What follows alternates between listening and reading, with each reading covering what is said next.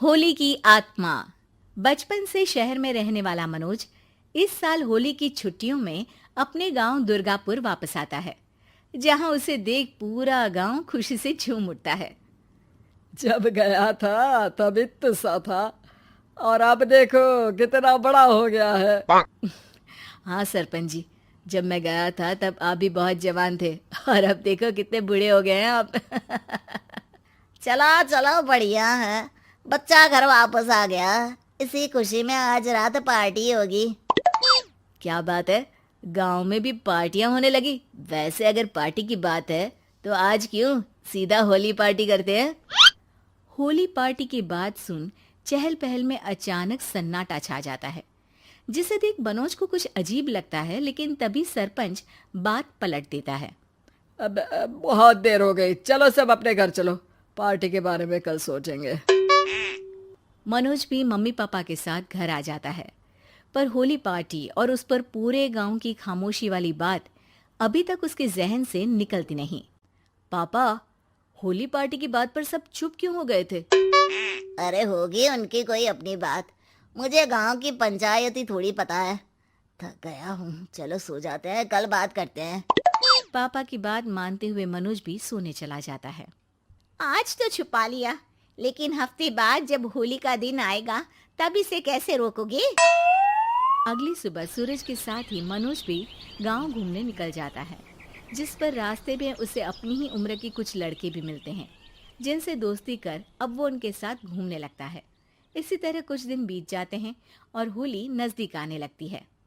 दोस्तों, होली में 4 दिन ही बचे हैं, पर गांव में उसकी कोई तैयारियां क्यों नहीं दिख रही? क्योंकि यहाँ होली नहीं मनाई जाती। अरे पर ऐसा क्यों? वो राजा भूषण। अरे तुम 4 दिन के लिए आए हो, क्या इतना सोच रहे हो? चलो कुछ खाने चलते हैं। इसी के साथ एक बार फिर होली की बात को टलते हुए देख मनोज को शक होने लगता है। वो घर पहुंचते ही इंटरनेट पर अपने गांव और राजा भूषण के बारे में जानकारी निकालने लगता है। क्या? मुझे आज तक ये नहीं पता था। ऐसा कैसे? किसी ने मुझे कुछ बताया क्यों नहीं? सारी जानकारी लेने के बाद मनोज गांव वालों या अपने मम्मी पापा से कुछ पूछे बिना खुद ही उसकी सच्चाई के बारे में छानबीन करने लगता है, जिसके चलते वो राजा भूषण की हवेली में पहुंचता है। वाह, क्या हवेली है यार। पर क्या यहाँ सच में कोई भूत है? हेलो भूत जी, कोई है क्या? हम इस साल गांव में होली सेलिब्रेट कर रहे हैं, क्या आप उस पर थोड़ा इंटरव्यू देंगे? मनोज के ऐसा बोलते ही गांव में तूफान उठ जाता है और हवेली में रखी सारी चीजें हिलने लगती है। एक अदृश्य शक्ति मनोज को धक्का देकर हवेली से बाहर निकाल दरवाजा बंद कर लेती है। ये सब देख मनोज हैरान रह जाता है। क्या अभी मुझे हवा ने धक्का देकर बाहर निकाल दिया? मेरे होते हुए इस गांव में कभी होली नहीं मन सकती, इसलिए दोबारा ऐसी कोशिश भी मत करना, अंजाम बुरा होगा। आवाज सुन मनोज हैरानी से इधर उधर देखने लगता है, पर उसे कोई दिखाई नहीं देता। वो गांव वापस आ जाता है, जहां तूफान की वजह से सब कुछ तहस महस हो चुका होता है। आखिर ये तूफान आया कैसे? ना ऐसा कोई मौसम था और ना ही हमने होली का त्योहार मनाने की बात की थी। सरपंच की बात पर कोई रिएक्शन दिए बिना मनोज चुपचाप अपने घर चला जाता है।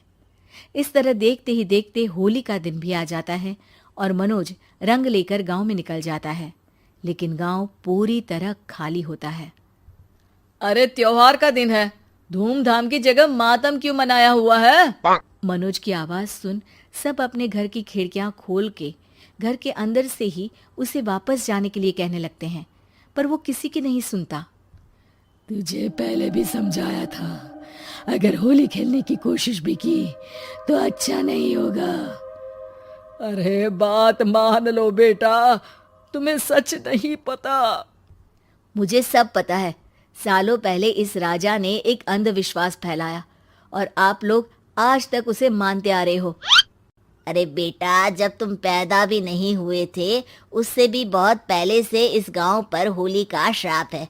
अगर गांव में होली का त्योहार मनाया जाता है तो प्रलय आना पक्की बात होती है। राजा भूषण इस सब में नहीं मानते थे और त्योहार मनाने लगे, जिसके चलते होली वाले ही दिन पहले उनके बेटे की और फिर उनकी मृत्यु हो गई। तभी से गांव की रक्षा के लिए उनकी आत्मा उस हवेली में रह रही है। सबकी बातें सुन मनोज उलझन में पड़ जाता है। सोचना भी मत मनोज, अगर तुमने इस परंपरा को तोड़ने की कोशिश भी की तो उसका परिणाम इस गांव और गांव के लोगों के लिए अच्छा नहीं होगा। मुझे भी यकीन नहीं हो रहा कि आप लोग एक बेतुकी बात को मानकर सालों से रंगों के त्योहार को मातम की तरह मनाते आ रहे हो। मनोज किसी की कोई बात ना मानते हुए पूरे गांव में रंग बिखेर देता है, जिसके तुरंत बाद वहां तूफान के साथ बिजलियां गरजने लगती है। अचानक मौसम में ऐसा बदलाव देख जहां मनोज कंफ्यूजन में आ जाता है, वहीं गांव वाले डर से सहम जाते हैं।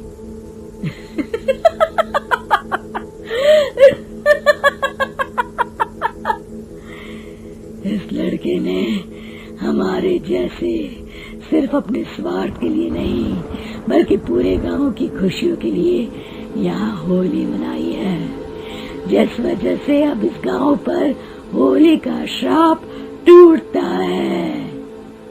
ऐसा बोलकर राजा का भूत वहां से गायब हो जाता है, जिसके बाद गांव के लोग धूमधाम से होली मनाते हैं। खुशियों के रंग गांव में बिखरे ही होते हैं कि अगली सुबह अचानक मनोज कहीं गायब हो जाता है और एक बार फिर गांव में होली का नया राज शुरू हो जाता है।